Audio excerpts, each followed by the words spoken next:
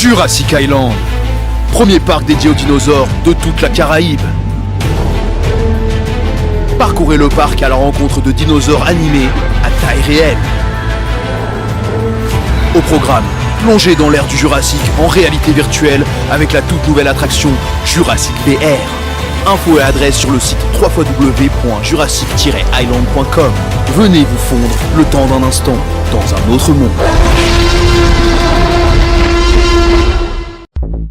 Martinique Actualité. La laïcité en Outre-mer est négligée, selon l'association L'Essentiel d'Outre-mer et d'ailleurs, qui tire la sonnette d'alarme dans une tribune publiée ce mercredi dans le journal Marianne. Malgré les tensions religieuses et culturelles dans ces territoires, les pouvoirs publics restent désespérément silencieux. L'école censée défendre la laïcité est souvent confrontée à des revendications religieuses et à un manque de formation des enseignants. L'association réclame des actions concrètes, plus de moyens, plus de sensibilisation et une vraie politique d'inclusion. Sinon, avertissent-ils, c'est toute la cohésion sociale qui risque d'être fragilisée. Une urgence que l'État semble encore ignorer, à méditer. La loi contre le narcotrafic adoptée en février par le Sénat et hier par l'Assemblée prévoit des mesures strictes pour lutter contre les passeurs de drogue venant des territoires ultramarins, particulièrement la Guyane et les Antilles. Parmi les nouvelles mesures, une prolongation de la garde à vue à 120 heures et une interdiction de voyager pendant 3 ans. Si cette loi a obtenu un large soutien, elle suscite des critiques. Certains élus dénoncent une stigmatisation des populations ultramarines et appellent à davantage de prévention et de soutien social pour les mules, souvent en situation de précarité. D'autres réclament des outils comme des scanners corporels pour détecter la drogue ingérée. La question de l'efficacité de ces mesures reste ouverte, notamment face aux limites du texte pour lutter contre les causes profondes du trafic. Éducation, demain, l'appel à la grève résonnera à Saint-Martin, malgré l'annulation de certaines suppressions de postes. 2 postes au collège du quartier d'Orléans restent menacés. Le syndicat SNES-FSU, en coordination avec l'intersyndicale de l'éducation et les fédérations de parents d'élèves, proteste contre ces fermetures qui impactent directement la qualité de l'enseignement. Si une rencontre avec la rectrice de l'Académie de Guadeloupe avait permis de sauver certains postes, 13 annoncés sur 89, la situation reste tendue. Les syndicats exigent un retour à la stabilité et une révision des mesures dans l'Académie pour la rentrée. Quant au CNAM Martinique organise ce samedi 5 avril un forum à l'UFR Sciences de l'Université des Antilles, campus de Shellcher, en partenariat avec la DITS et les entreprises s'engagent. Cet événement est destiné à informer le public, les étudiants et les professionnels en reconversion sur les formations supérieures proposées par le CNAM sur le territoire. Des ateliers pratiques sur la rédaction de CV, des conférences sur des sujets actuels comme l'intelligence artificielle et les métiers de l'expertise comptable 4.0 seront au programme. Ce forum est aussi l'occasion de découvrir les formations du CNAM dans des domaines variés comme la cybersécurité, le commerce, l'ingénierie et l'agro-industrie. Un rendez-vous clé pour ceux qui veulent booster leur carrière professionnelle.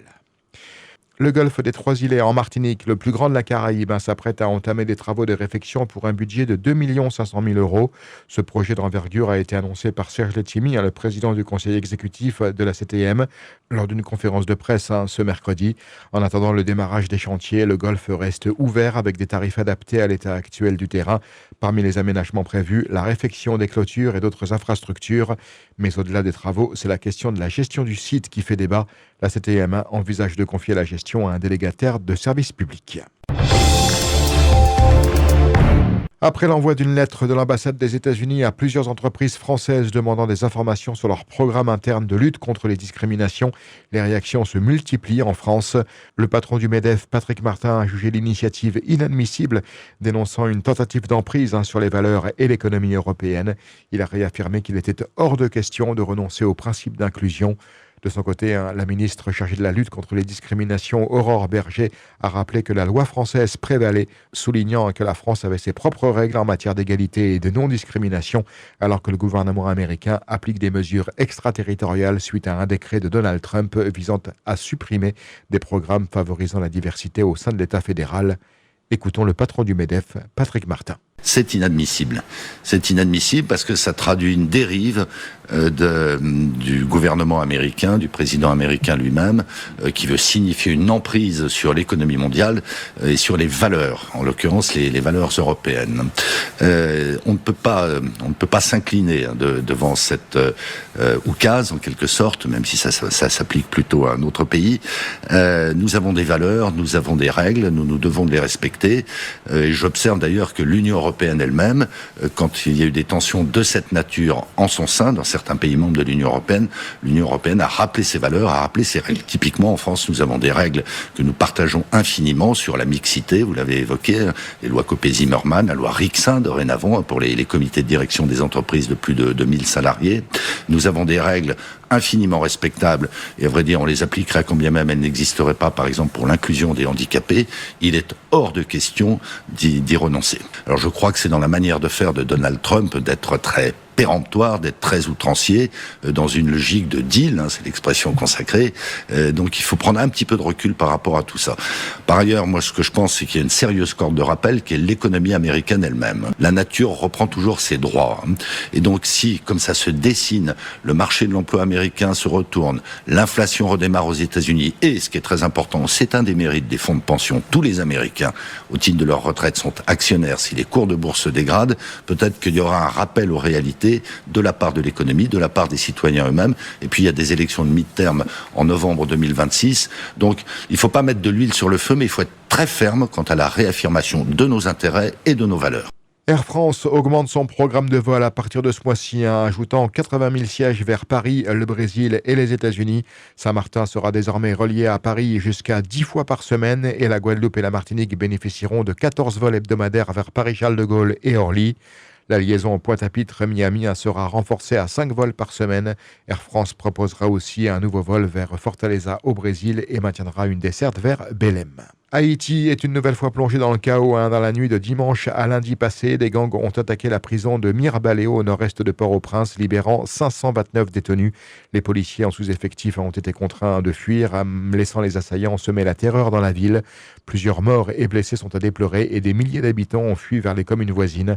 Cette attaque survient dans un contexte de violence croissante depuis le mois de février, malgré la présence de la force multinationale de sécurité. L'ONU appelle à un renforcement des efforts pour rétablir l'ordre, mais la situation reste catastrophique et très compliquée. Du 3 au 12 avril, la 9e édition du Festival international du film documentaire de Martinique, Les Révoltés du Monde, se déroulera au Palais des Congrès de Madiana et dans 14 communes partenaires. Au programme, une sélection de 14 films inédits abordant des thématiques fortes telles que les luttes sociales, les droits humains, la mémoire historique et les enjeux climatiques.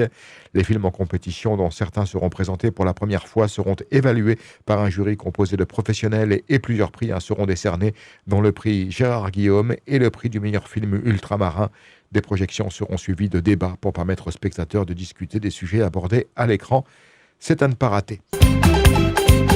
Au News Radio à site outremernews.fr. On radio avec Info Guadeloupe, Martinique, Guyane, Réunion, Mayotte et surtout musique pour tout le monde.